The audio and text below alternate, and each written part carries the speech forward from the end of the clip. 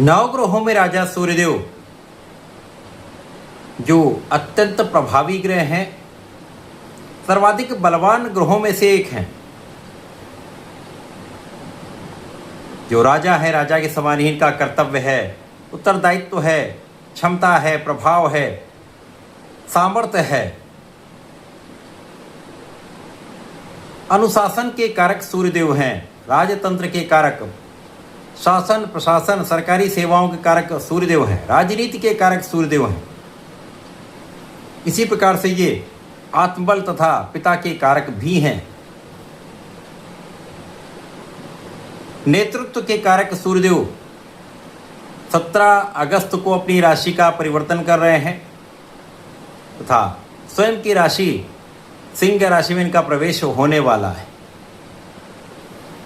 प्रिय दर्शकों, जब भी कोई ग्रह स्वराशि में पहुंचता है तो उस ग्रह का प्रभाव कई सौ गुना प्रबल हो जाता है।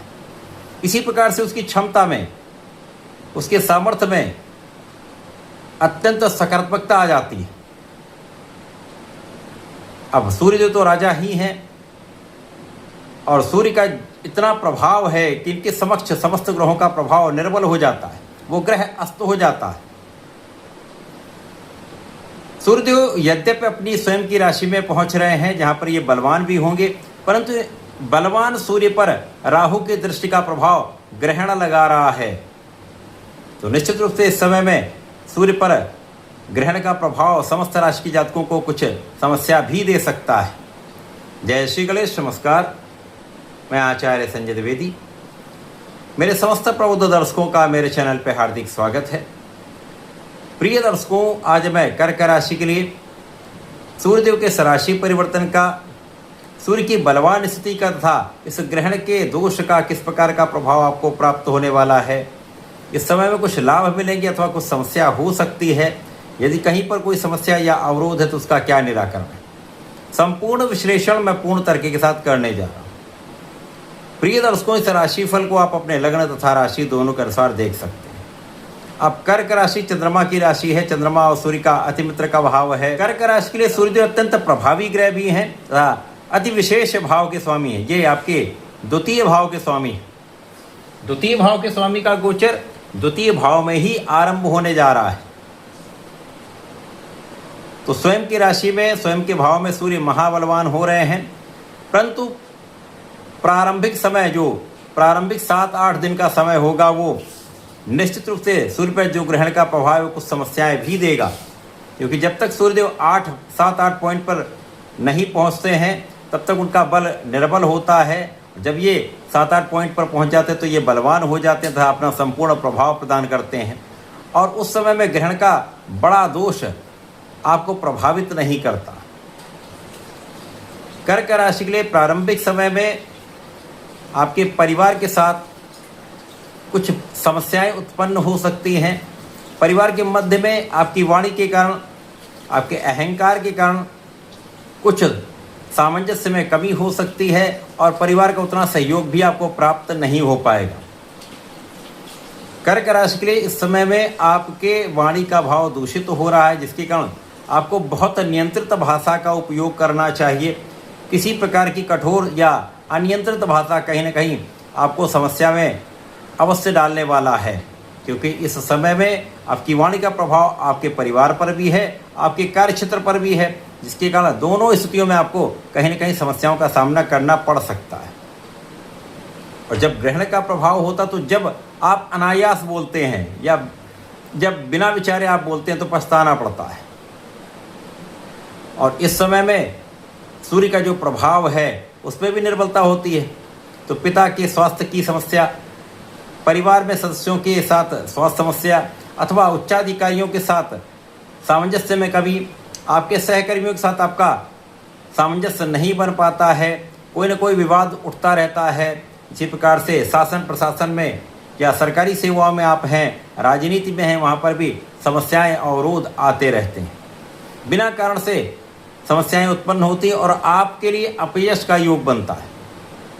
इसी प्रकार से इस समय में धन आपके पास आ रहा है, लेकिन धन का अपव्यय हो रहा है। जब धन आता है उसका सही उपयोग नहीं हो पाता है, आपके काम वो धन नहीं आता है, तो निश्चित रूप से ये आपके लिए एक तनाव की स्थिति बनाता है।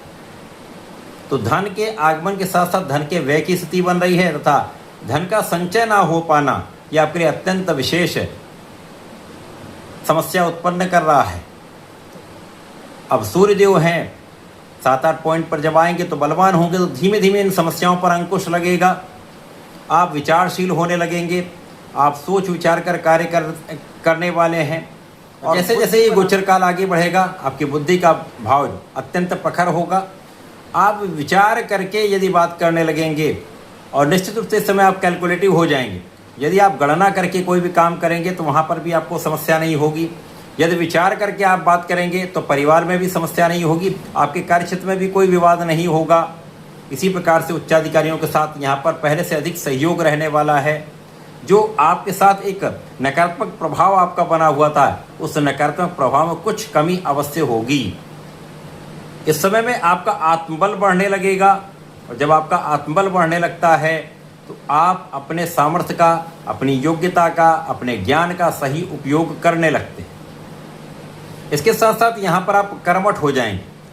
आप अपने परिश्रम का पूर्ण उपयोग करने वाले हैं, और यदि इस समय में आपने अपने परिश्रम का सही दिशा में उपयोग कर लिया तो आपकी नेतृत्व की क्षमता, आपका बुद्धिबल आपको आपके कार्यक्षेत्र में पहले से अधिक सफलता देने वाला होगा। और जब आपकी सफलता आपको कार्यक्षेत्र में मिलने लगती है तो धन का लाभ भी मिलने लगता है। यद्यपि यहाँ पर धन का बड़ा संचय आप नहीं कर पाएंगे, तो प्रयास ये करें कि धन का अपव्यय ना हो। बिना कारण से धन का व्यय नहीं होगा तो आप बहुत सारी समस्याओं से बचे रहेंगे। और परिवार के बीच में भी समय आपके व्यवहार से जो समस्याएं उत्पन्न हुई हैं उनका निराकरण यहाँ पर आप कर पाएंगे। इस समय में कुछ स्वास्थ्य समस्याएं तो अवश्य होती हैं। इस समय में कहीं ना कहीं भोजन से संबंधित विकार, नर्वस सिस्टम की समस्या या पेट दर्द, पेट से संबंधित समस्याएं आपके लिए कुछ कष्टकारक बन सकती हैं। लेकिन जब सूर्य बलवान होते ही आगे बढ़ेंगे तो इन समस्याओं पर अंकुश होगा, आपकी रक्षा अवश्य होगी। छोटी मोटी समस्याएं आती रहेंगी, उनका निराकरण होता रहेगा और आप अपने क्षेत्र में आगे बढ़ते रहेंगे। इस समय में आपका विशेष ज्ञान बढ़ जाएगा, आपका आध्यात्मिक ज्ञान बढ़ जाएगा। तो इस पूरे समय का उपयोग करने के लिए आपको सूर्यदेव को जल देना चाहिए। ओम घड़ी सूर्याय नमः का जप करना चाहिए। प्रत्येक सोमवार को भगवान भोलेनाथ पर जलार्चन करें, गंगा जल से अभिषेक करें।